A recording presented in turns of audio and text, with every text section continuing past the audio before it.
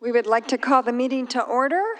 If you're able to stand for the Pledge of Allegiance in a moment of silence, please. I pledge allegiance to the flag of the United States of America and to the republic for which it stands, one nation, under God, indivisible, with liberty and justice for all. You'll remain standing for a moment of silent prayer.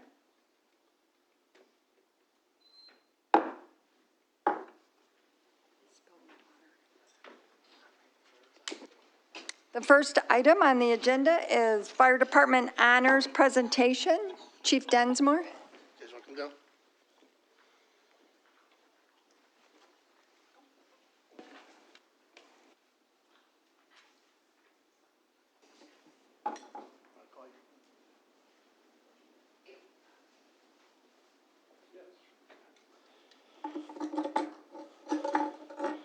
Good evening, Township officials.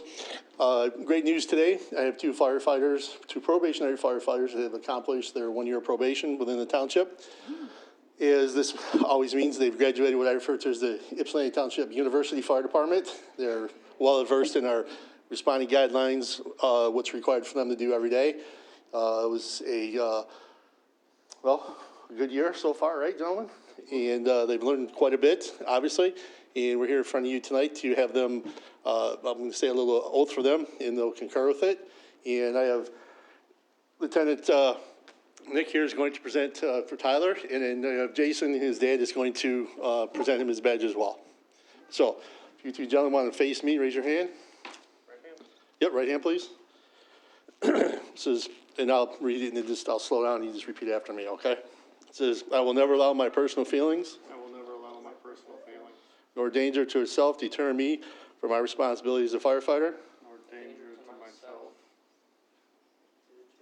to deter. There you go. I will at all times respect the property and rights of all men and women. I will at all times respect the property and rights of all men and women. Laws of my country and members I serve with. Laws of my country and the members I serve with. All right, very good. Congratulations. Thank you, sir. Thank you.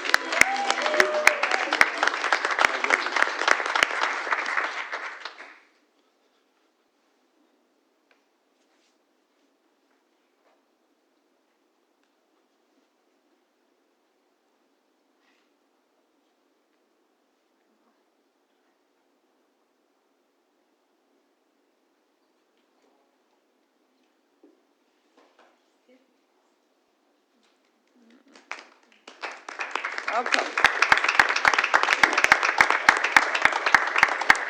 Absolutely. Thank you. Thank you, Chief, and welcome. The next item is a presentation for Ypsilanti Meals on Wheels and by Barbara Nesme.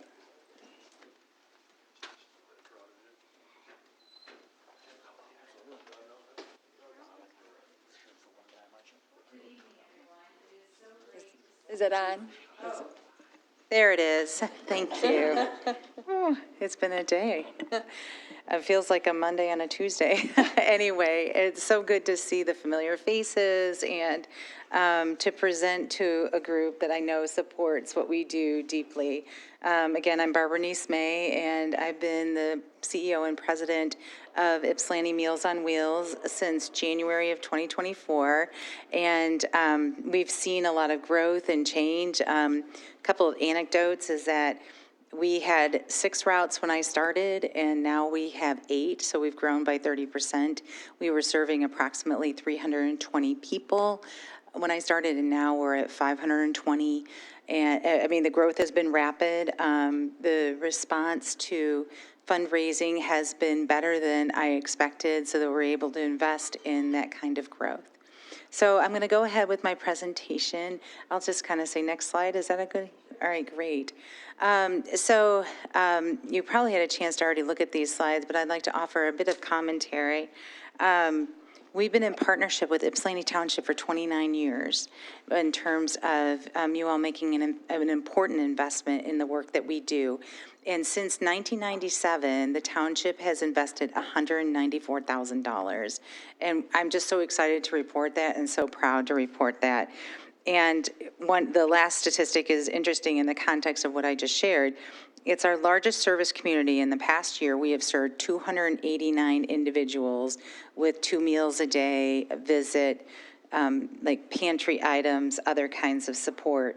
And that seems almost close to that number of when I started at 320. So we've really rapidly expanded in Ypsilanti Township, and I'll be speaking to that in a little bit. Next slide, please. So we consider ourselves the compassionate hearts with a fiscal mind, because to run a nonprofit like Ypsilanti Meals on Wheels, it does take financial acumen to make sure that we, dot our I's, cross our T's, provide for everything, but also we do it with deep compassion. We serve on the east side of Washtenaw County. Some of you may or may not know that we serve from the southern part of Superior Township, which is like the MacArthur Boulevard area, south to Augusta Township, and then on the east, the county line, and to the west, US 23. So we have a pretty big service area, and when I talk about our growth, they said, did you add a service area? No. I mean, this is all growth right in that service area. And we fundraise 65% of our budget. And I think some people are surprised to hear that, because I think there's an assumption that we're funded by the federal government. The federal government is probably 7% of our total budget. And then the other government dollars are actually county and millage dollars, and then the rest we need to fundraise, and we're about a $2.5 million operation. The cost per client each day is $22, and that includes 2 meals, a friendly visit. Also, we have wraparound supports, such as we do resource advocacy and help them find the resources that they need, work with their families. We also have a pantry where someone can say, I need a toothbrush. I mean, and I've literally when I've been on route, been asked for a toothbrush and toothpaste because they just can't get it. And so we were able to get on the van the next day.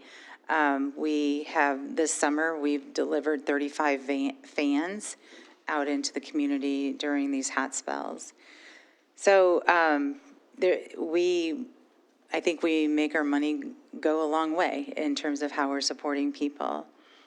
So I'd like to talk a little bit about, next slide, why the township needs this service. More than 18% of Ypsilanti Township is aged 60 and older, and that is only growing. There have been several studies done in Washtenaw County, and it's one of the most rapidly aging counties in the state. And I think that was what compelled for the senior millage to be passed in 2024.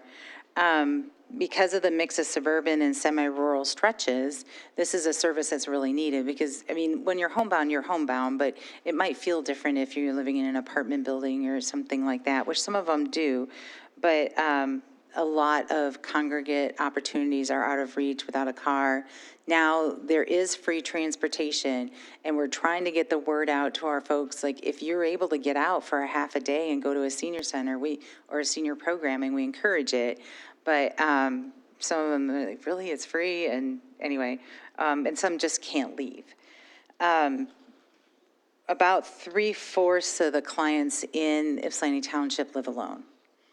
So it's real that sometimes we're the only person that we see. I'll never forget, I took, about a year ago, I took Deputy County Administrator Andrew Jalou and Board Commissioner Justin Hodge on a route. And we came up to a house, and I asked the normal question of, is there anything that you need? And he said, well, my computer monitor just died, and my doctor said I'm going to have to go to the hospital if I can't get my daily telehealth. And I thought, immediately I thought of, well, we're going to call EMU. We could get him a monitor. I mean, we'll figure this out. And we reached out to EMU. They had one computer left for their senior technology program. The kid went over to his house, set it all up for him, taught him. But who was going to fill that gap? And I think because he trusted us, and he lived in an apartment complex, but he said, I really don't talk to anybody. So, I mean, it's these kinds of things that we try to fill in the gaps when I talk about resource advocacy. Next slide, please. So who we serve in the township, I mentioned that 3/4 live alone. Over 45% are people of color. Not surprisingly, 57% plus are women, often widowed and separated from family support. The median income is slightly higher in Ypsilanti Township than it is rest of the service area at $16,800. Our median income for those we serve is below the federal poverty line. And that's actually unusual for a Meals on Wheels program. What I've learned since I've been there is that most Meals on Wheels programs don't operate as much in what I would call the poverty space as we do. And I had so many wrong assumptions about Meals on Wheels until I started, and I thought, wow, because it's not income-based. It just happens that we're serving the most vulnerable in Washtenaw County, which is probably, these are all things that are no surprise for you. And I know as a township, you all fight for your residents to have what they need. And so when I say these things, I almost feel silly because you probably already know this. 10% of those we serve in the county are over 80, and 100% are choosing to age in place. Now, sometimes that's purely by choice, and I'll be talking about a woman that we serve that is still living in the house that her husband built, and she's 94 when they first got married. And there are some that have literally no other choice on where to go. I mean, that all they have is where they're at. They can't afford anything else. The thought of moving is overwhelming because of intersectional medical issues. So next slide, please.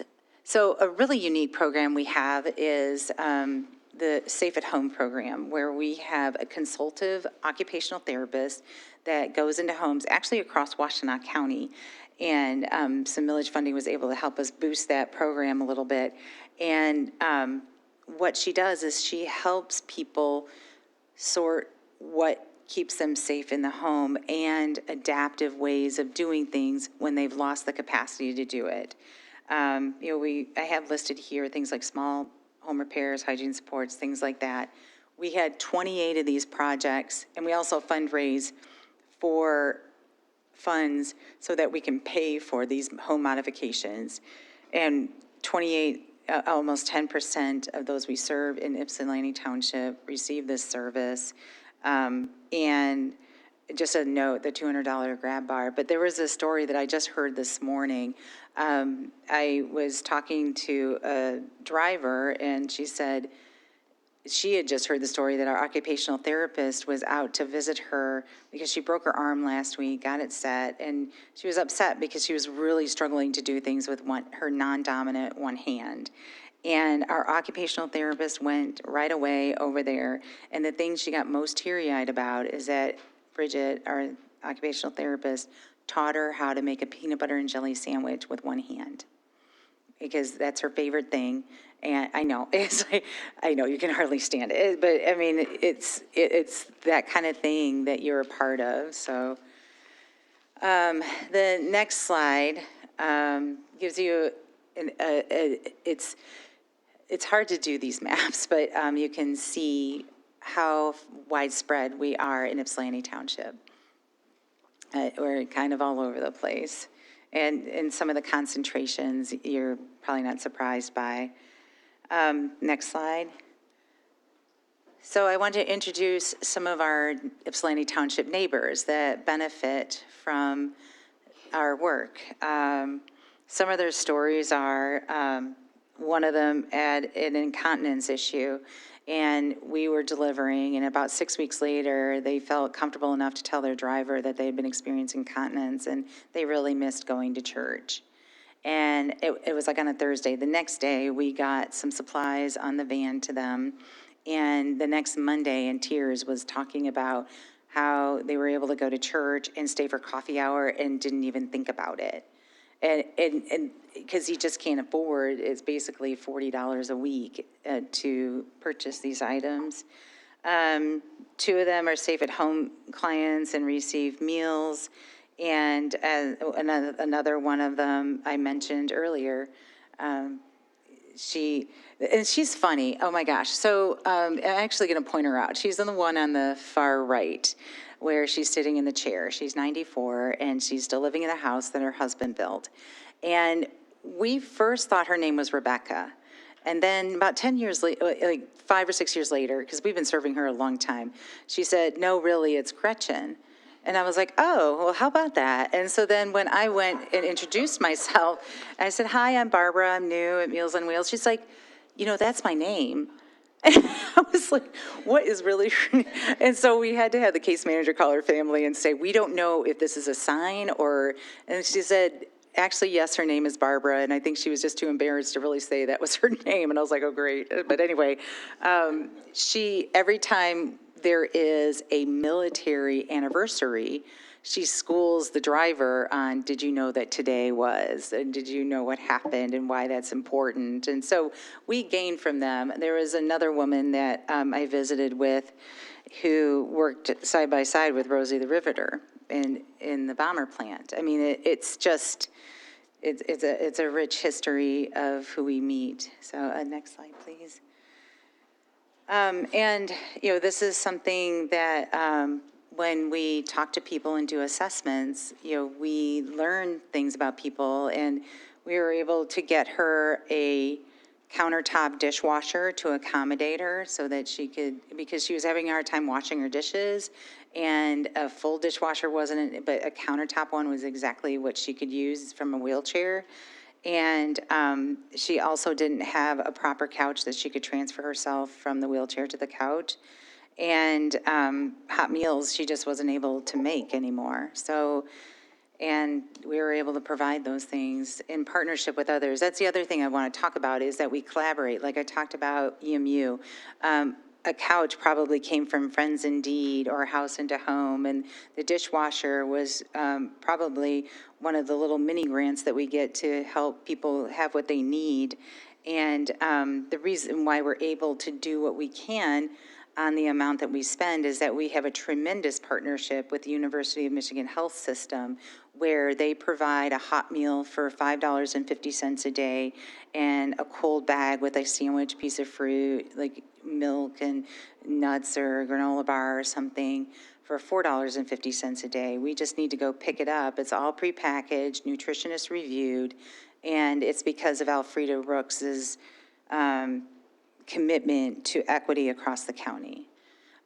We're also the largest Meals on Wheels provider in the county, and I just learned the other day we're one of the longest steadily running Meals on Wheels programs in the country, because we've been in our spot for about 52 years. So, next slide, please. I feel like I go all over the place. I have slides to keep me on task, but I'm like, oh, what? I got to tell them this, and I got to tell them that.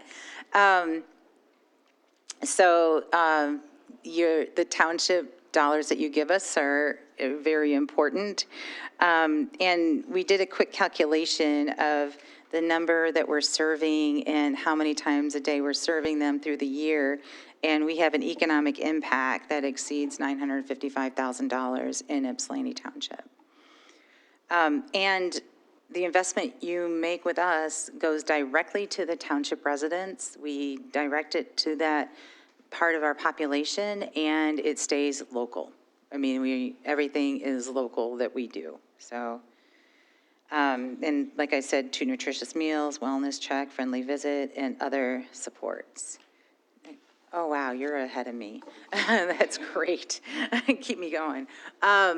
So another thing that we've learned in talking to the families is that they are saying they would be either under or unemployed if we weren't part of the picture. They would be worried about making sure they had meals and that someone was checking on them. They know that they can call us after route and we'll tell them what we saw. They know we will call them if we see something that we're concerned about.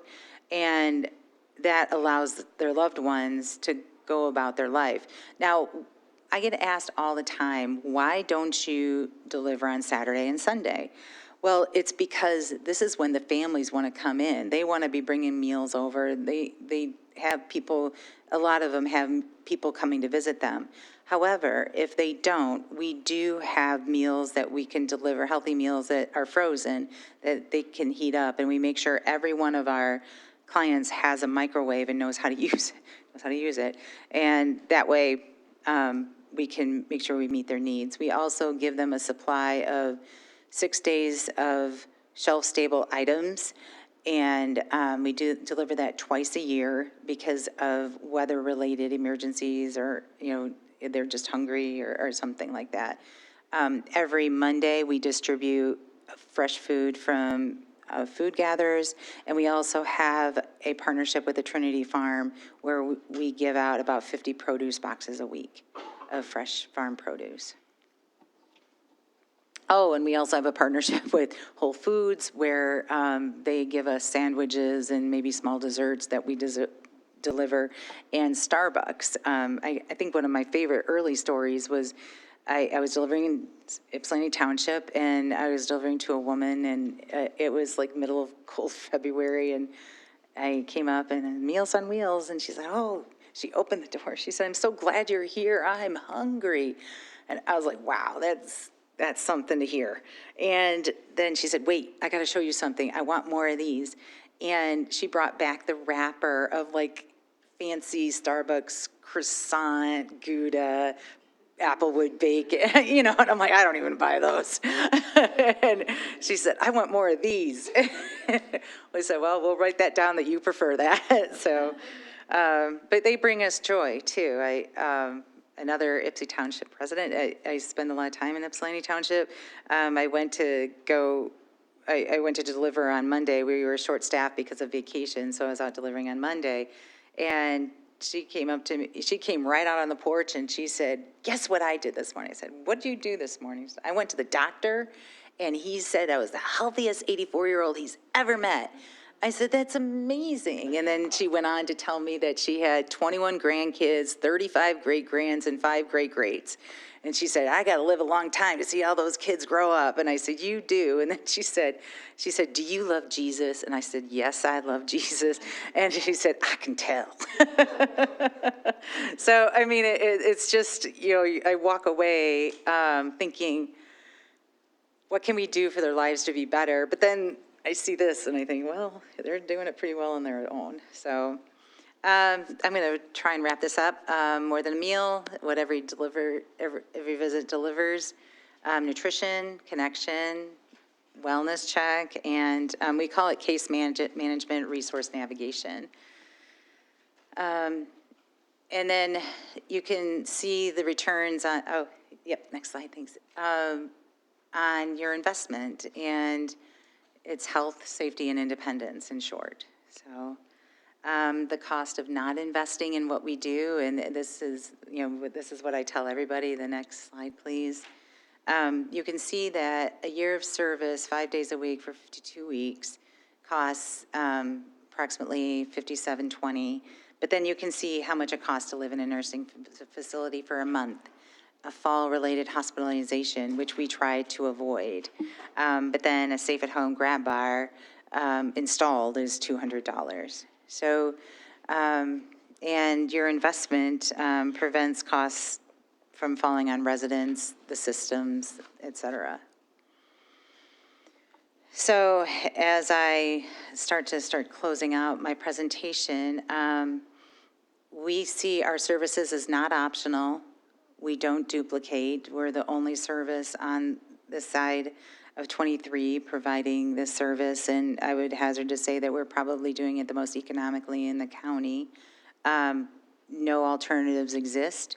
Home-delivered meals can't be replicated by other programs, and we have a daily presence and a trust with those we serve that no other organization has. We intimately know over 500 people on the east side plus, because as we have known others who have who are no longer part of our services, we know their families and they know us. I mean, I remember taking Jason Maciejewski on a route here in Ypsilanti Township. And when we were driving, it was like one of the first pretty spring days, and we were driving down the road, and everybody was waving at the van. It was almost like on cue.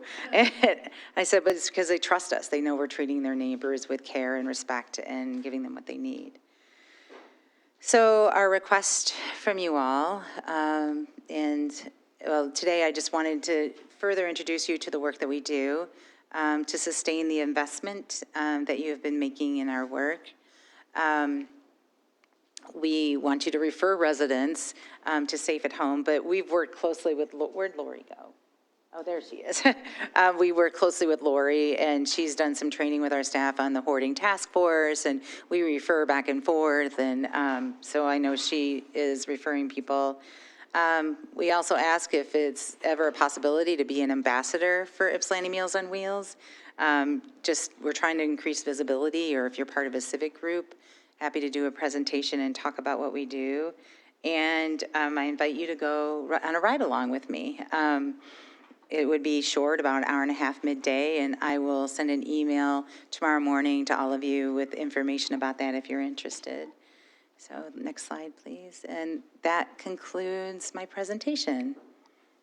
All right. Happy to take any questions or comments? I just have one. Did the senior millage help Meals on Wheels? Have you? A little bit. We did get they are doing a senior nutrition allocation of $5 a meal for those who are over 60. We do have those that we serve under 60.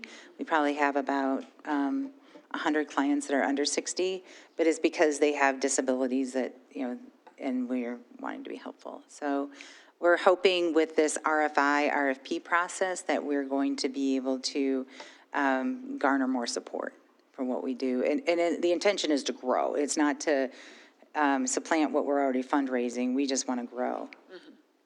So do you know how much, or? No, we have to apply through the RFI process and then the request for proposal process. It's a two-stage process.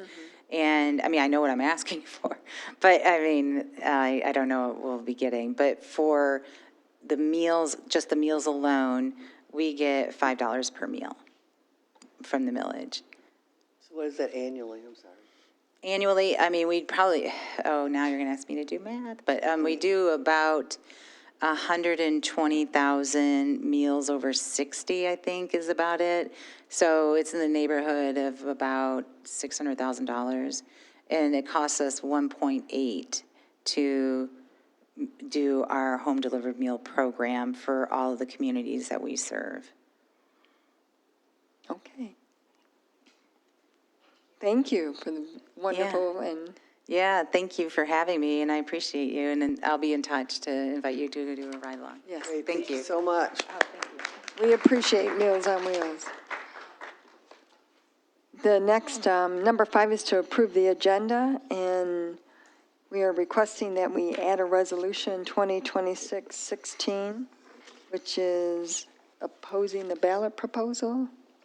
I would move that we approve the agenda with the addition of the resolution 2026-16. Motion Rowe, Support. support Thornton. Thank you. We have the consent agenda, minutes of June 16th, and, all in favor? Aye. Aye. Opposed? Motion carries. Number 6, the consent agenda, minutes of June 16th, regular meeting, statements and checks, and the treasurer's report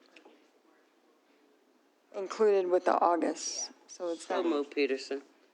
Support. motion Peterson, support Eldridge. Questions or comment? Hearing none, all in favor? Aye. Opposed? Motion carries. Number 7 is the attorney's report. Mr. Winters? Madam Chair, after listening to the presentation by the Meals on Wheels, I am even more trying to choose my words carefully, only because even before their presentation was made, I have a number of comments that will going to go directly to the Washtenaw County Board of Commissioners, as well as our elected officials at the state and federal level.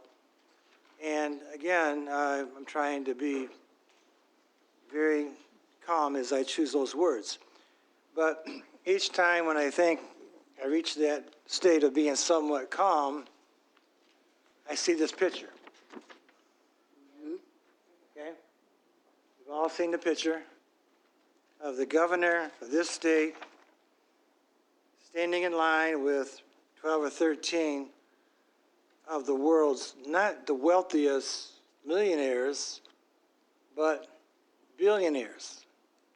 So the question then comes up, well, okay, we've seen that picture, so how does that relate back to you trying to be reserved and calm in your comments as it pertains to the Washtenaw County Board of Commissioners?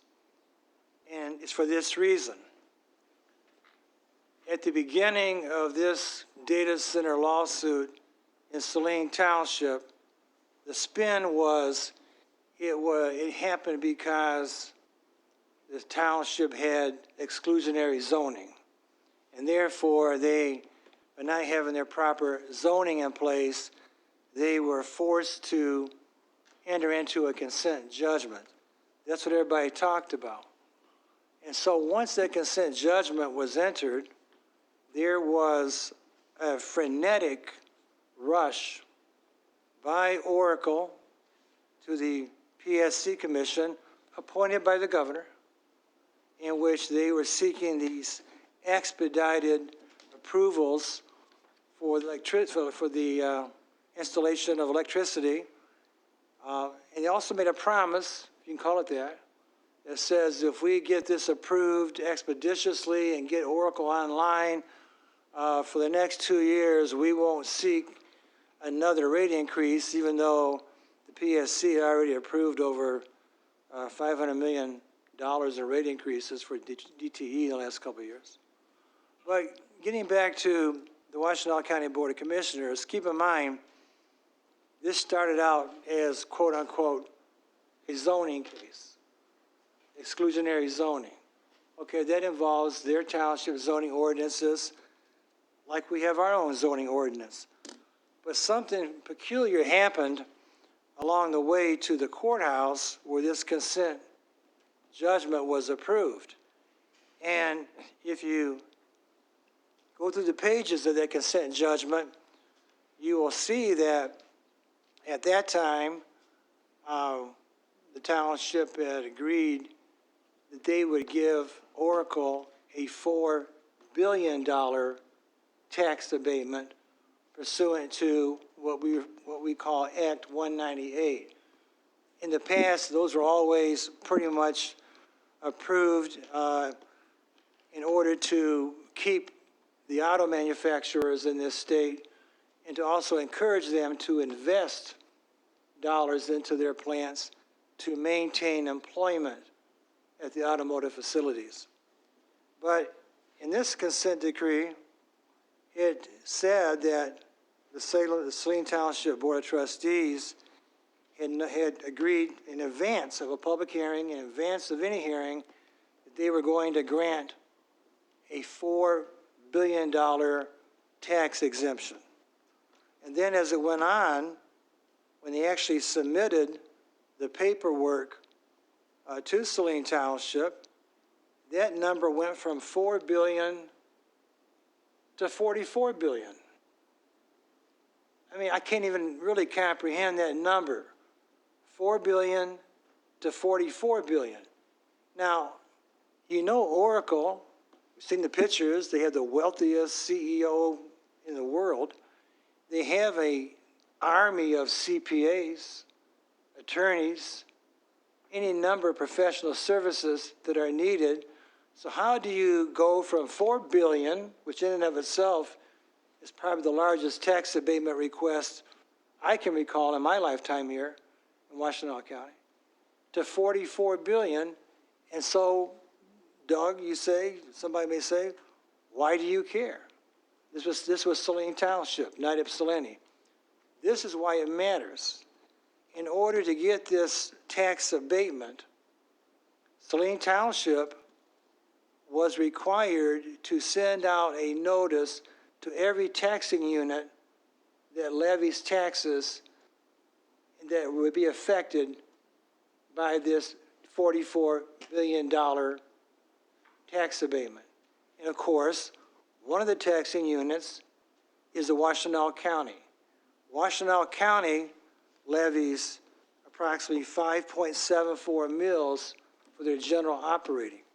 So I heard at the special informational meeting we held, I heard Commissioner Somerville say, well, I oppose them getting a 6% sales and use tax exemption, and I'm sure you did. Commissioner Hodge said nothing. But at the same time, nobody spoke on why the county did not object or go on record and oppose a consent judgment that was going to impact the Washtenaw County taxpayers, including Ypsilanti Township taxpayers, to the extent that it will with this $44 billion tax abatement. And to give an example, and I heard, Barbara Nice do a presentation about the wonderful work that they do in the county. We constantly are seeing millages being proposed by the county for needs that they think they have to put on the backs of taxpayers. There's a request now, I think, to increase the surcharge on the 911 calls. So what exactly does that mean in dollars and cents by Washtenaw County laying down and doing nothing to oppose this tax abatement, which again had absolutely nothing to do with the zoning case? So because of that $44 billion, it will impact the county to a tune anywhere from $750 million to $1 billion in lost tax revenue over 12 years. That's just going on the 5.74 mills and going on the current SCV. That is some serious dollars that could have been set aside. They talk about we need for more housing, more affordable housing, and we do. We need more senior nutrition programs. We need more senior assistance. We do. We need any type of operating and maintenance funds to hopefully manage the new recreation facility if it ever comes online, because the O&M costs are going to be staggering in the years ahead. These dollars that you're giving up as a county just because it's Oracle absolutely makes no sense. And the county represents all of us. And to simply not even go to a meeting to tell Saline Township, to tell Oracle, we as Washtenaw County, as a taxing unit, we object to this tax abatement. It's got nothing to do with the zoning. If you feel like the zoning was illegal or invalid, and therefore you're entitled to go ahead and build this 1.1 gigawatt data center that has enough power to power over 500,000 to 1 million homes, if that's because your zoning is not in place, then so be it. But you don't have a right to just give away $44 billion tax abatement without at least making your objections known as to the financial impact this is going to have upon all taxpayers in Washtenaw County. Now just keep in mind what I just said, this IFT Act 198 tax abatement is separate and apart from the 6% sales and use tax abatement they also are going to try and become eligible for. That 6% sales tax abatement, based upon their new numbers, is going to amount anywhere between $2.2 to $2.64 billion.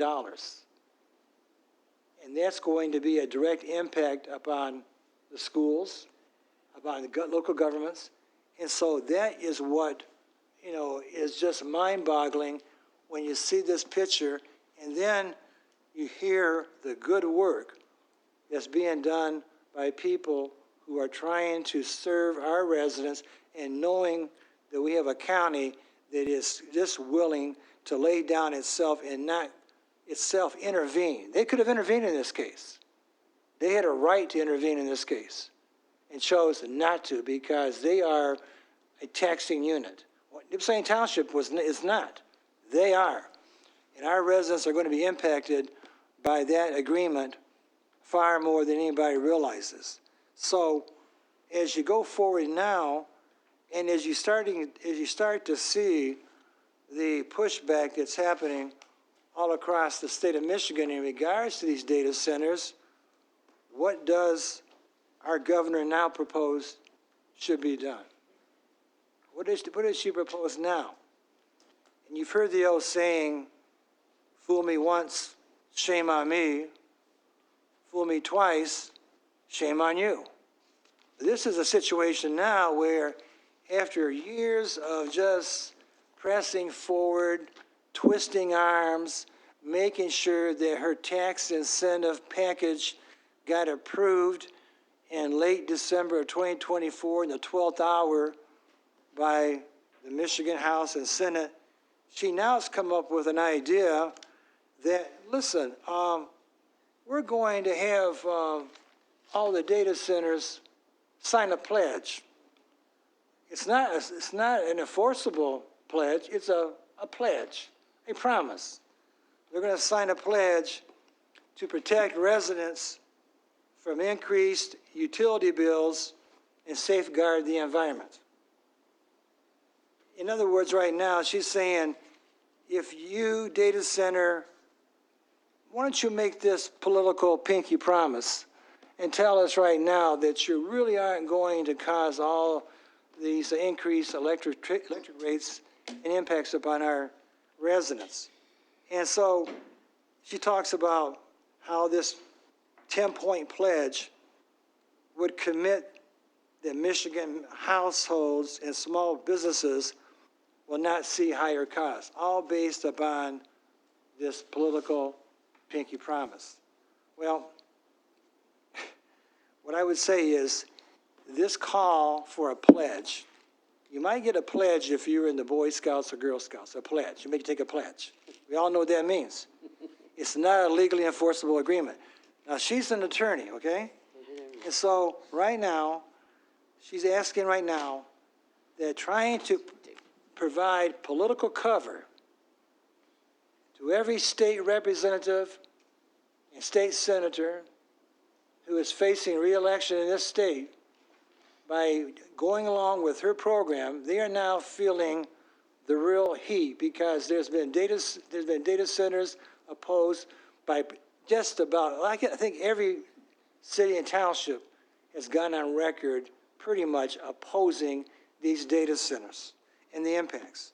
So if these projects don't pose a threat to ratepayers, why is a pledge necessary in the first place? Why do you ask someone to sign a pledge to do no harm if you've been telling everybody there is no harm?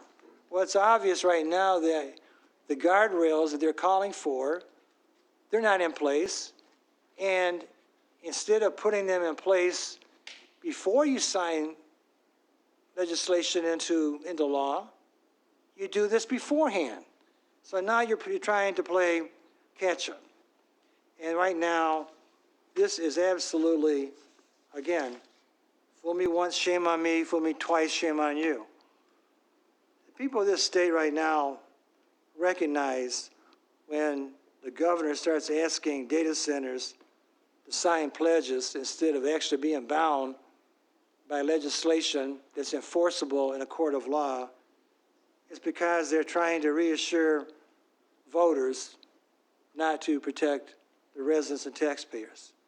I don't know what it's going to take, I really don't, as to what it's going to take for people to see as to how this state has been sold out to a class of billionaires that we've never seen the likes of before, and how they have descended upon Washtenaw County and southeastern Michigan to the point where one of those persons in this groundbreaking ceremony that was held on June 1st in Saline Township, John Rocolta Sr., who's at the Mackinac Island Policy Conference along with his son, who actually said right now only 30 people in each township oppose these data centers. You're letting 30 people dictate what should be done in this state.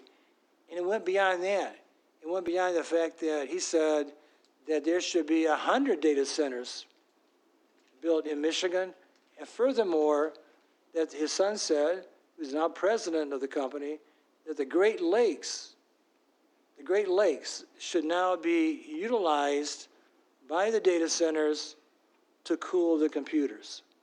So after decades of practically every state that surrounds the Great Lakes agreeing to protect the Great Lakes, we now have people that are close to the governor's office who have been involved and financially benefited by doing no-bid contract work on a facility in Marshall, Michigan 3 years ago. You now had them actually advocating that you could somehow use the Great Lakes in this area to cool data centers. I don't know as to, again, what it's going to take for people at the county level, and the state level, and the federal level to realize right now that this is not going to end well for the state of Michigan. And it's not going to end well for the future. Right now, Michigan, the U of M is trying to play, this cat and mouse game with the township. Is it going to go to Will Run? Are we going to go there? Are we going to go to Bridge Road? Are we going to do both? Are we going to, we don't, so let them basically sit there and worry about it. Well, we're not worried about it because you're not welcome in either location. We made that quite clear. But I couldn't help but also look at an article that Treasurer Eldridge brought to my attention this morning from Detroit Free Press. And it's actually talking about the University of Michigan and their lack of transparency as to how they've handled their own internal investigation involving their sports department. And so they have a headline saying, "Radical transparency, ? Michigan president should take his own advice." And in this article, it points out how, as you recall from last week, the Regents meeting was held up in Traverse City after our meeting. And so on Monday, the president of the university announced that the AD director was going to basically stay on for a few more months. He was going to step down, thanked him for a job he had done. But in that video conference, he obviously, by being a video, there were no reporters there to ask hard questions. He used words such as unacceptable, also said that they're going to commit to work going forward with radical transparency, ethical leadership, and deep community engagement. Sound familiar? Sound familiar? Yes. Those words have been used throughout the last 2 years, except for maybe the word radical transparency. They've used radical transparency, ethical leadership, and deep community engagement. Here's what Detroit Free Press had to say about U of M. Because for a long time, everybody's been pointing their finger at this board as somehow we're the ones that have not been very nice or saying things that are very, very critical, and for good reason. But here's what the Free Press said. Terms like transparency and ethical should not be the clarion call for the self-described best public school in the world if the school is going to turn around and seemingly ignore its own words, as it does every time it fights the state's FOIA law, like it did with this very newspaper regarding this very report, and like it has countless other times with countless other media outlets and citizens' requests. If we didn't know any better, we might think U of M has contempt for the state's FOIA law, which is a shame considering the reason the institution exists in the first place, to share information. Now keep in mind, Township submitted a FOIA request. You've seen the FOIA request. It's very detailed. They used words very, very well written, I believe. And at the same time, he described the document, and they said, well, we just don't have, it's overly, it's too burdensome, we're not going to even bother to respond to it. At the end of the day, what is going on at the university and what is going on at the state level, what is going on with the MEDC, what is going on with ACM, everyone that has an acronym, ACM, MEDC, U of M, everyone's got a special name, Ann Arbor Spark. All these organizations have basically, for lack of a better way, almost appears to have been somewhat in collusion in how they're handling this issue with the township. In other words, right now, if you read the comments, and you read the comments, I'm sure every day, on social media, the people following these stories are very articulate, and they know very well what is going on here. And what is going on here is a very deep, concerted effort to basically do what they want to do, no accountability, no transparency, and no intent whatsoever to ever let the township know what's going on until after the fact. So today's July 21st. They said they're going to make their announcement before the end of July, so you have 10 days to make your announcement, and I'm sure we'll get a video recording, or you might get what the supervisor got last time. She might get another text message saying, right now we decided to go to this location. They are not to be trusted. I'm so disappointed right now in the Washtenaw County Board of Commissioners and how they allowed, and not even to try and make a public objection to a $44 billion tax abatement. And keep in mind, the tax abatements were intended, these abatements were intended to encourage people to come here or to encourage people to invest here. They're already here. They've already started breaking ground. So their commitment has already been made. They went to court and won a consent judgment based upon exclusionary zoning. It had nothing to do with tax abatements. Nothing to do with tax abatements. But again, I know the Supervisor Stumbo attended some of those meetings over there in regards to tax abatements, and I think she was joined by one of the county commissioners, Joseph Robbie, I think, attended two of the meetings, speaking out right now that you do not have to do this. It's going to affect all of us. And they were advised they had no choice but to proceed. And I don't believe the court has the right to mandate to this township board, any township board, that you shall vote a certain way and that you shall do this. That's why we have a separation of powers doctrine. That's why you have cases that have voided agreements that are deemed to be against public policy.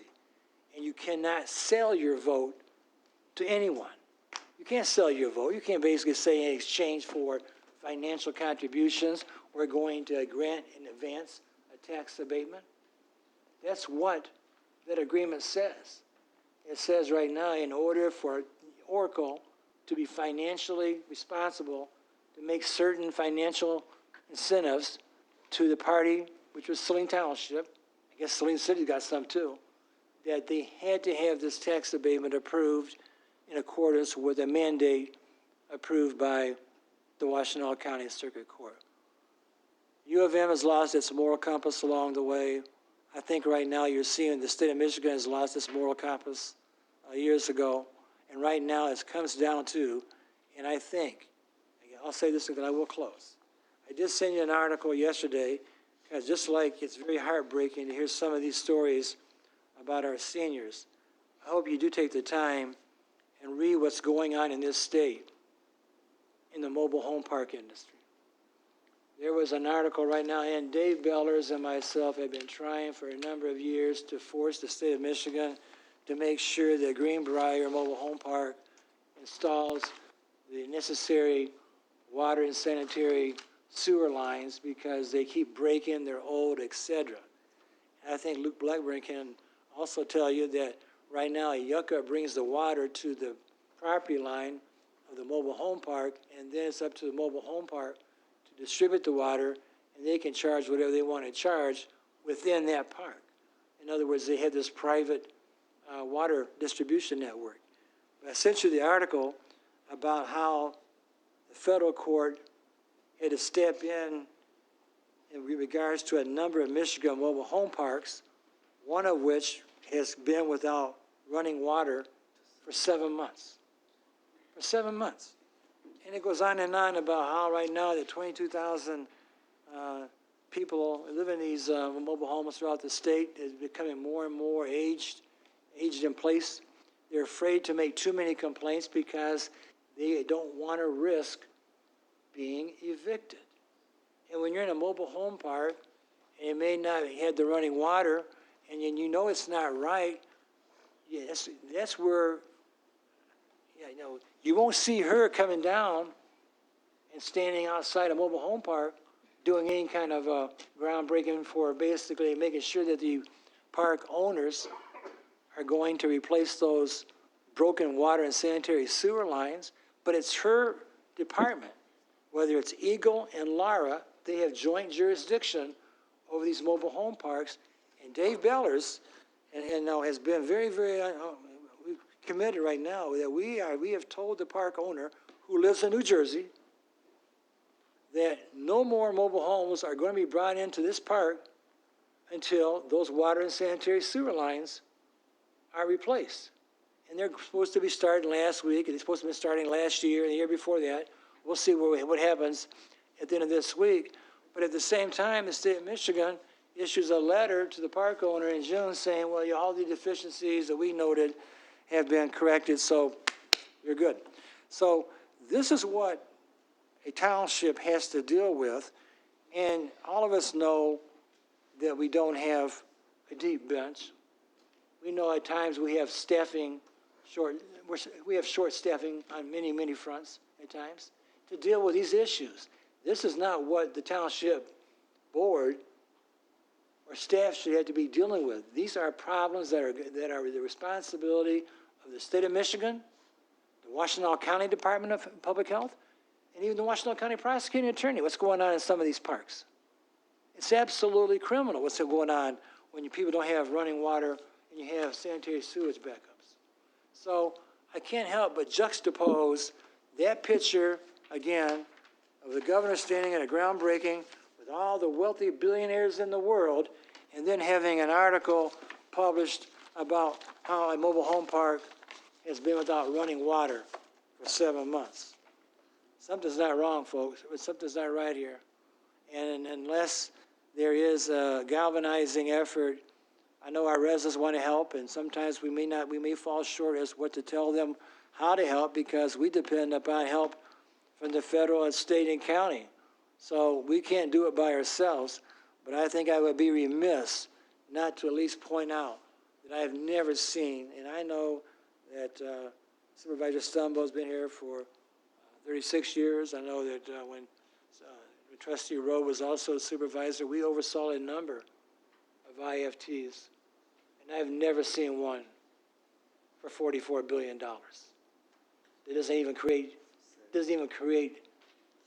permanent jobs. In fact, I know I said I was going to wrap it up, and I will, but I did see where Oracle, who's building the Saline Township data center, and you can do and people say, well, where do you get this information? What's called research, okay? You can do it yourself.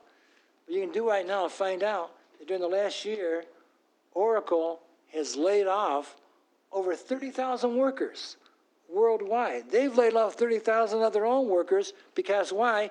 They need the funds to build data centers. What is wrong with this picture? So you're going to lay off 30,000 of your workers, take those billions of dollars and invest that in a data center, but yet, don't worry, they signed a pledge. They signed a pledge. They promised not to do something. Even though they say they signed enforceable, they signed a pledge. So everybody should go to bed tonight feeling really, really good.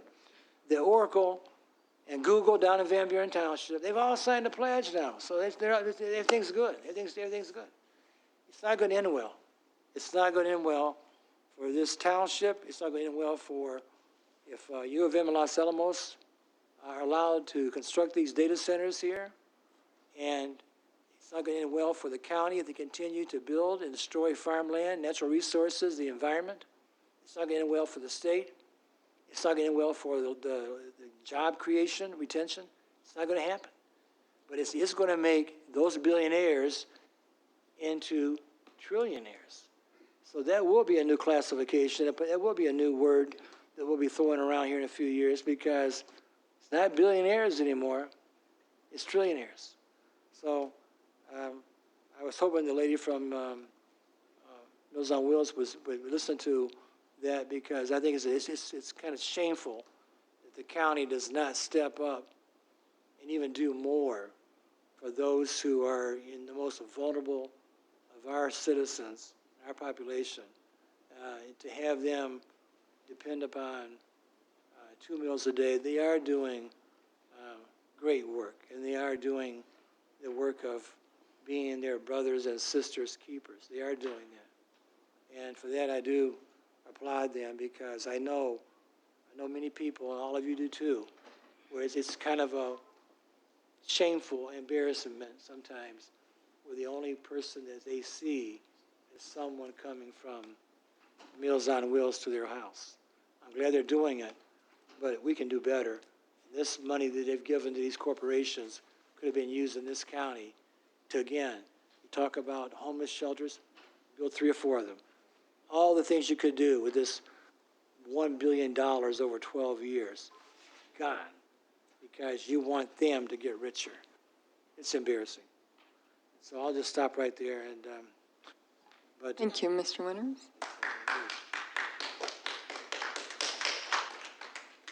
Any comments regarding that?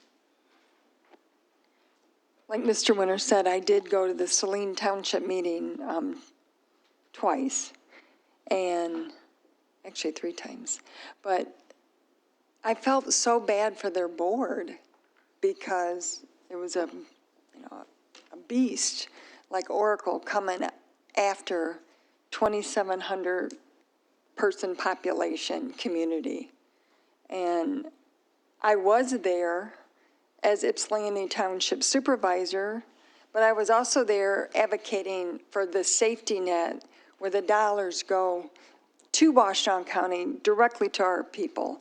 And it would have made a big difference to not grant that large tax abatement. Someone told me to shut up, so I stood up. We can't stop pushing for doing what's right. Governor Whitmer, shame on you. Shame on you for what it's almost gross what the state of Michigan has done to communities. They've helped billionaires. They've helped U of M, 3rd richest university in the United States, but they haven't helped the people. And I think they were so fast and furious to get this through. And they're reacting to it, and I can speak for myself. It's 7 days a week. I'm gathering information. I'm so thankful to people who send us articles, attorneys who reach out, people from New Mexico. Every day someone is sending me or texting me something to help our case, because they don't want it here, we don't want it here, and it really shouldn't be in the state of Michigan without guardrails. So to try to put a pledge after it's already started to be built, it's embarrassing, it's foolish, and it's gross what's going on, and we can't stop as a community, as citizens. It has galvanized Democrats, Republicans, older, younger, all people. And no one is for it except for the billionaires. And I don't know why we chose this as an economic development engine. Public Act 198 was tied to jobs. And they didn't even, in Saline Township, they did not tie it to jobs in their agreement. after I suggested a clawback, they did add a clawback provision, but that wasn't even in the agreement, which means if they don't uphold the promises for 12 years, say they go belly up in 6, which it's predicted the bubble will burst in 5 years, then they have to pay back the taxes that they did receive for the tax abatement. But it's so wrong what our state and federal, I mean, it's from our president all the way down, and now our governor, when you're in perfect alignment like that, things move quick, and this is what's happening. And we'll feel the negative effects on our people, on our environment, our water, and animals, wildlife, everything. We're going to feel it later, just like we did with the manufacturing industry. And to not do the science before is wrong. So we'll just keep fighting, and Augusta Township's having a meeting Thursday. Everyone is trying to fight the big beast of the billionaires. And thank God for our community who has supported us and helped provide us with the energy to continue this fight, because I know this whole board feels that we're not going to give up. So University of Michigan goes up to Traverse City to have a board meeting. Who does that? They entered into another contract with another nuclear research and development. It is a strategic economic plan for the state of Michigan to partner with the Department of War, which was the Department of Defense. And they did this before there was a war. So, okay, now we're in war, makes us a target. And I have a feeling, Rawsonville plant, I don't know if you've heard, Karen, that they're supposed to be making something. Munition is what they call it. No, but there was an article, I'm sorry. Trustee. I haven't heard anything about Russell, but, gosh, and I meant to but I've been kind of on the road and stuff, but there was the article. Is it Algiers or somewhere on Lake Huron where they're testing underwater? It's all related to war stuff. Testing more, and I thought, I mean, I didn't even know about that. I didn't even know that even existed. It was the facilities doing underground, in the air, like major nuclear, like testing of all this war stuff in a place that I didn't even know that even did this in the state of Michigan. So it's like, it definitely is. I mean, more and more is coming out about how this is our future. Is this who Michigan's going to be, the war producers, I guess, of.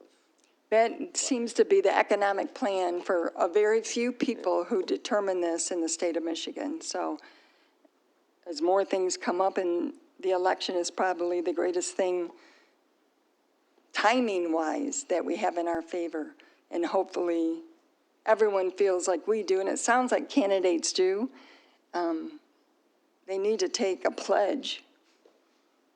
Say no data centers, pause on data centers like other states have done until we can get the science behind it. I'm so thankful Luke Blackburn's here, and YCUA is doing their part to find the science, how it affects our wastewater and water systems and the heating of the earth, could that affect the infrastructure in the ground? We just don't know, and neither do they.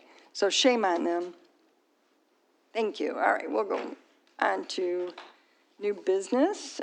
We have first reading of ordinance 2026-515. It's an ordinance to amend Chapter 62, Article 4, Section 62 through 76A of the Code of Ordinances for the Charter Township of Ypsilanti to adjust water service rates. Clerk Swenson. Ordinance number 2026-515, an ordinance to amend Chapter 62, Article, is that 5? Article 4. 4, thank you. Yeah, sorry. Thank you. Section 62-76A of the Code of Ordinances, Charter Township of Ypsilanti to adjust water service rates. Be it ordered by the Charter Township of Ypsilanti that Chapter 62, Article 4, Section 62-76A of the Code of Ordinances amended as follows: except as otherwise provided in this section, water to be furnished by the system shall be measured by a meter controlled by the Ypsilanti Community Utilities Authority. For all billings rendered prior to September 1st, 2026, existing water service rates shall prevail. For all billings rendered on or after September 1st, 2026, charges for water service rates shall be as follows for each bi-monthly 2-month period. Readiness to serve rates based on the size of meter size in inches, 5/8 to 3/4, $20.66. 1 inch, $51.65, or 65 cents. 1 to 1.5, $103.31. 2 inches, $165.30. 3 inches, $516.55. 4 inches, $1,033.10. 6 inches, $2,066.19. 8 inches, $3,615.84. 10 inches, $5,682.03. 12 inches, $6,715.13. Commodity rate of $4.47 per 100 cubic feet. So moved. Support. Support Rowe. Motion Swenson, support Rowe. Mr. Blackburn? Good evening Supervisor Stumbo and members of the board. If I may, when I normally go through the water increase and/or the sewer rate increases, can you hear me? I like to first explain kind of the overall. The water sewer rates are just intrinsically tied to each other, YSUA being the provider of those services. So I would like to talk just for a few minutes about our overall budget, some of the goals and objectives and issues that we're dealing with, and then I'll kind of roll that specifically into the water rate increase, and then as a separate agenda item would be the sewer rate increase, if that's okay. This year's budget, as myself and Dwayne Harrigan, YSUA's finance director, we begin to gather the budget and put together the numbers for last year and look at where we're at from in the current year. We continue to focus and invest on our infrastructure. It's a major issue. You can definitely watch the TV these days with the serious water and or sewer issues that's going on with other utilities. So I feel it's vitally important to invest in our infrastructure, water and sewer assets, and that's always our focus. We do continue to struggle with ineligibility on the drinking water side for revolving fund loans for Ypsilanti Township. And we've also been struggling for the last few years of maintaining our fund balance. So we're seeing that fund balance kind of decrease while trying to manage capital improvement projects and so forth. This year, we estimate revenue to be $52.97 million with expenditures of $51.98 million. Those overall expenditures are estimated to increase by $0.59 million, or about 1.2% over our last year's budget. We have done our best to go through the different departments and so forth and minimize those increases as much as possible. YSUA did receive a 5.63% water rate increase from the Great Lakes Water Authority. As a reminder to the board, we do purchase water from the Great Lakes Water Authority, and it's pretty typical once a year to see an annual increase from them. That did become effective July 1st. As we also watch water consumption within our system, for the most part, water consumption has been fairly flat for the last few years, especially over the last 5 years. This year, right now, we've actually had, a pretty decent June and July. We're probably tracking just above last year at this time, but we're still relatively flat over the last 5 years. Various other, I'd like to point out some of the larger, what we call non-bonded capital expenditures that YSUA would like to undertake this year is our Merritt Road Station is in need of a new generator. Road repairs is an ongoing capital cost that the authority has to incur, typically related to water main breaks or sewer main issues when we have to do excavations in the public right-of-way and or, up into the sidewalk area. We are investing into different technologies to try to do less excavation and do more cured-in-place piping. Our service department's really leading the effort on that over the last year or two, but still we're caught in many situations where we still have to excavate and break up concrete and asphalt, and those can be significant expenses. We do allocate about $400,000 to fleet vehicles. If anybody has seen YSUA staff driving around, Some of the vehicles are definitely in significant disrepair, a lot of rust. We have 3 fleet mechanics for the entire utility that maintains all of our vehicles, plus all of our heavy equipment vehicles, plus all the generators in the plant. So they have a significant workload. So as those vehicles age, they just become, it's not economical to continue to keep them functional. So investing in some new vehicles for the facility. Also, the YCA and/or the township was not eligible for a couple wastewater pump station projects that we were hoping to kick off next year. We have a couple of our wastewater stations that are in significant disrepair. Some of them are 50, 60, 70 years old. It's hard to even get parts for some of these stations. So we're anticipating significant investment in those stations. Catastrophic failure of a wastewater lift station usually has a significant impact on a homeowner or a property pretty quickly if we're not right on top of it. And maintaining that infrastructure is vitally important. And lastly, and usually one of the largest ticket items is we have a couple larger repairs inside of the water resource recovery facility. We recently found some significant damage in some of our aeration piping within what we call our equalization basin. This is basically a large 4 million gallon basin that as wastewater comes in, we can kind of put it in this tank to kind of buffer flow through the plant so it's not so volatile up and down. But that aeration piping has degraded so much that it's starting to collapse, and therefore what's happening is we're getting a lot of what we call solids deposition within these tanks. Therefore, it's hindering that process altogether. So we're undergoing a design for that right now, and we've been working on trying to get some of that tank cleaned up to have the construction work proceed. Ongoing or upcoming capital improvement projects that the authority is pursuing. As the board may know, we've started to do some work out by Clark Road, just on the other side of St. Joe Hospital. We've done mainly road work out in the old valve pit there to ensure that we have proper isolation. But we will be constructing a water pump station there. Once that station is constructed, the good thing with this project, we'll be able to keep the old station in service during the whole construction phase. Once the new station is up and in service, we'll be able to demo the old station. Ellsworth water storage tank, if you've had the opportunity to go out there or drive by it, it's recently been repainted inside and out. It's really beautiful.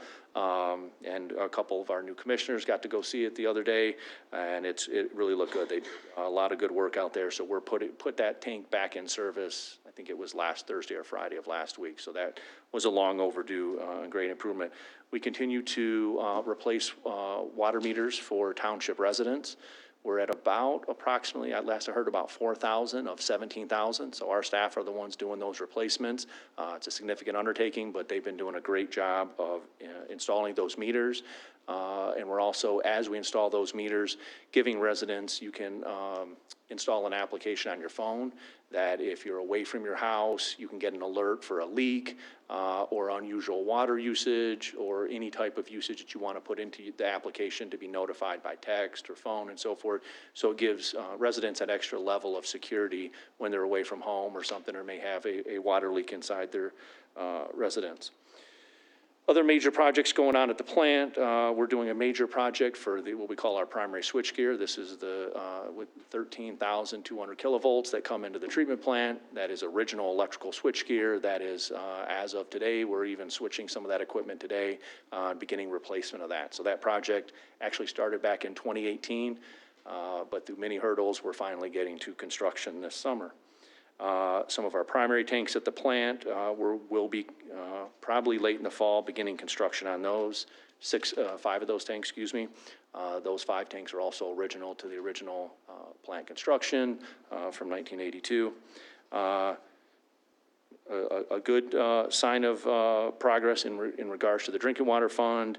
As of right now, we have seen an updated plan from the state of Michigan where it appears, if it stays throughout the public comment period, that the township will be eligible for, I believe it's around 30 or 40 lead service line replacements as part of a loan program with some loan forgiveness. So it's still in the public comment period. So I kind of was burned on that a few years ago. That came out, things changed. So I think it's some good news right now, but we'll wait till the final plan is done and published before we get too excited on that just yet. Bond payments for the authority, we do expect about $1.68 million worth of debt to fall off over the next 5 years. About $0.63 million of that is directly township related, and about $0.22 million of that is shared debt. In the packet, I also list some upcoming bonds. Those are projects that's been completed, but I'm trying to do a better job of sharing not just debt coming off, but making sure that we're showing debt that comes on. I do come here every so often and bring these projects up, but that shows the other side of it when those projects are completed. One of the nuances this year that I want to point out to the board is our largest water customer, which is Pittsfield Township. Their water service contract expired back in December of this year. So we had to go through what's called a rate model or rate service study for them. Cost service study is sometimes what it's referred to. As we went through that, it kind of threw, I would say, some of the stuff that Dwayne and I do kind of, it changed it up significantly for us of how we set rates and so forth for our contract communities. I call them buckets, when we put costs into various buckets to ensure that when we're spending X dollars, whether it be on pumps or chemicals or whatever it is, that the appropriate parties are being allocated the appropriate money for those. So that kind of, it was a huge reset this year for myself and for Dwayne at the facility. And then lastly, what this has resulted in is we are proposing a 9% increase in water rates for the township and a 2% increase in sewer rates for the township. I know those numbers are significant, especially the 9%. I would ask that when you do the math on them, we look at them together. I think at the end of the day, what matters to a resident is not what any individual rate goes up, it is what the bill goes up. It is the overall rate increase of the bill. The combined effect, what we call it, is 5.75%. And what that equates to, we usually use 10 units of usage for kind of an average customer. We do see some customers less, but usually two-family home and so forth, a 2 to 3 person home uses around 8 to 9 units of usage. That does increase their bi-monthly bill by $6.43 or $3.21. The YSA Board of Commissioners did approve that on June 24th. Would also remind the board that we continue to have staff direct customers that may need financial assistance to the Water Residential Assistance Program, which is operated through Great Lakes Water Authority. And then also Ypsilanti Township offers a $40 rebate for residents in need of financial assistance. I know this agenda item is focused on the water rate increase, but I would welcome any questions at this time. Are there questions or comments? Well, I will. On the water side, it's 9% and 5.63, so almost 6% is Great Lakes Water. Correct. Okay. I think that's important to note. And the fact that we don't qualify for those low-interest loans since 2018, am I correct, Luke? I'm not sure, I wasn't here in 2018, but I know that since I've been back November of 21, we've been pretty active in applying for what we call SRF funding through Drinking Water, Clean Water. And as of right now, on only the lead service lines, that would be the first time that the township potentially could be eligible for, we call SRF funding on that project specifically. So as of right now, everything I mentioned, such as the east side of Sugarbrook, that was an open market bond, Ellsworth, Clark Road, the water meters, we've applied for funding for all of those and been ineligible for that. And that's at 2 to 2.5%. When the township qualifies, if the township were to qualify, it would be at 2.5%. Compared to 4.5%? I would say, I think last time it was around 4-ish. The open market bonds, usually right now, the bond update I saw maybe a month ago was around 4.05, somewhere right around there. I think the last one was 4.5, but so 2 percentage points difference on $5 million that we always qualified for. And the state changed those who qualify, and it deeply affected Ypsilanti Township. I hope they change it back. We've asked them to do, and we finally qualify, I think, perhaps this year, if we get it, if, there's so many ifs in it. We And have I just qualified for think- the plan. Huh? Recently, we did get the plan qualified for a couple projects. That was the first time in a couple of years, too. At the state level? Yeah. And I think that, it's like a cascade effect, and it's hard to hold everything up, and Ypsilanti Township does have a subsidy program of $40. We increased it from 20 to 40 to help residents that qualify. There's other opportunities for assistance to do that, but I don't know what choice we have in order to improve the service districts with the interest rates at what they're at now. I feel like it's a very delicate balance every year to mitigate costs as much as possible, but also make sure that we're not so focused on cost that we forget to invest in the infrastructure. Because I think when we've seen it in our system a couple times, and we see it on the news, relatively recently.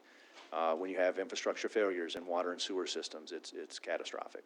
So I hope as long as I'm here, I can keep those to a minimum as much as possible. Madam Sorry, we have Chair, I have Trustee Newman?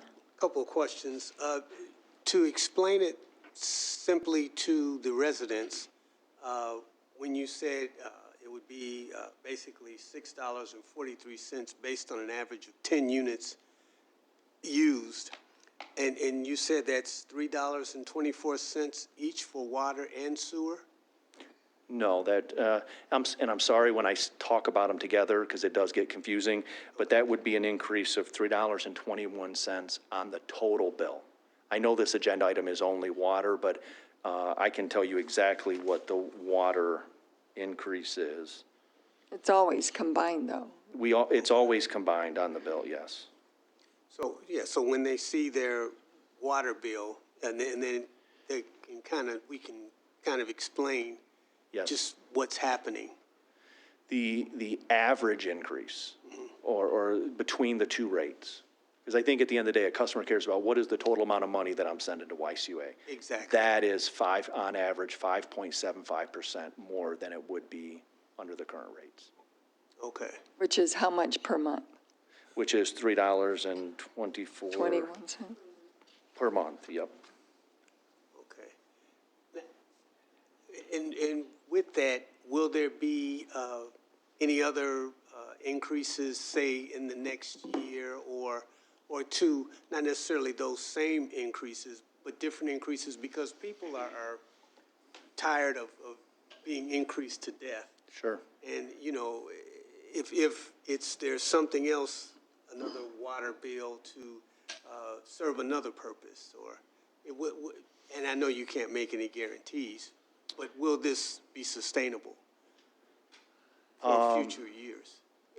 This budget is based upon current costs for the next fiscal year. I can pretty much guarantee you that Great Lakes Water Authority will increase their rate to YCUA again, July 1st of '27. Some of the projections we have seen are upwards of 7%.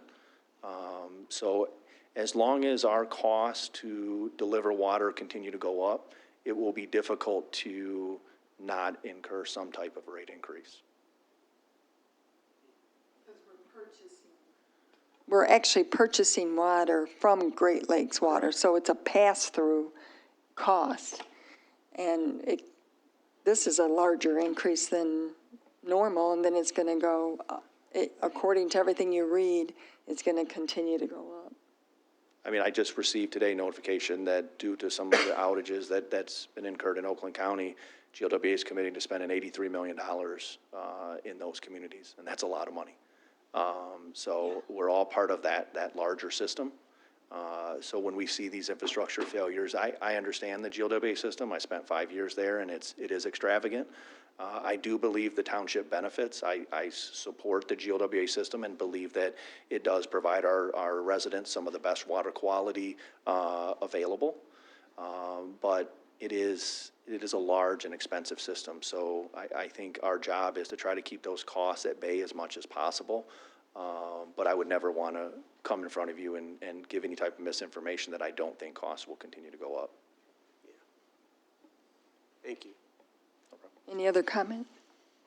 Hearing none, because this is our ordinance, we have to do a roll call vote. Rowe? Yes. Newman? Yes. Peterson?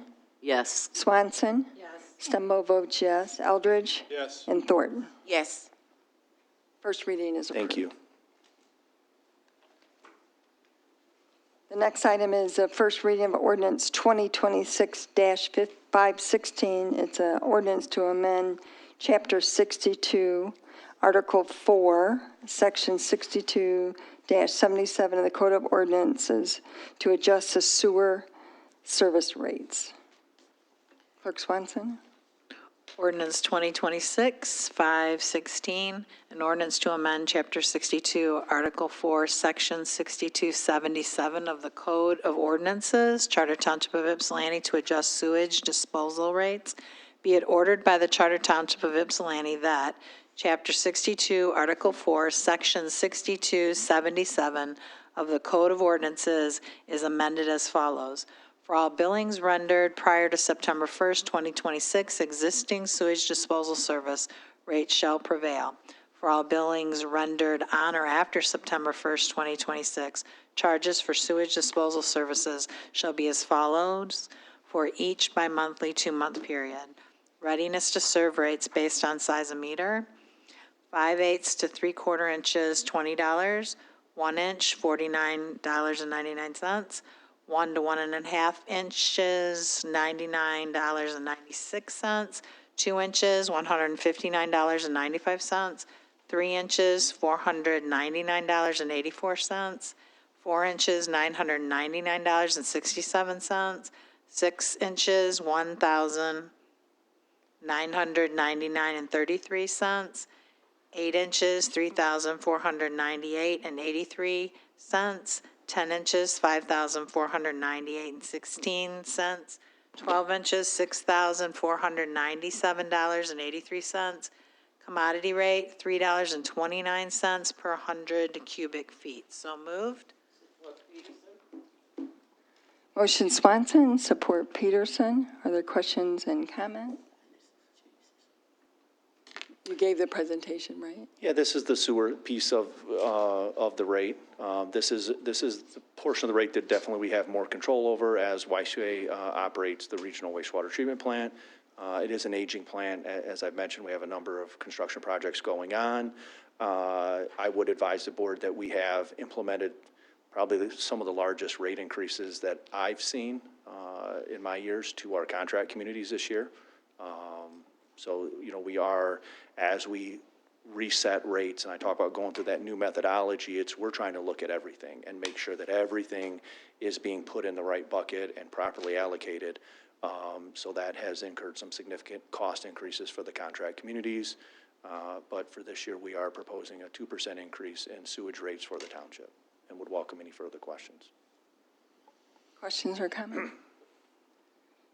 And Luke, Yes. the people we contract with, those contracts are expiring, correct?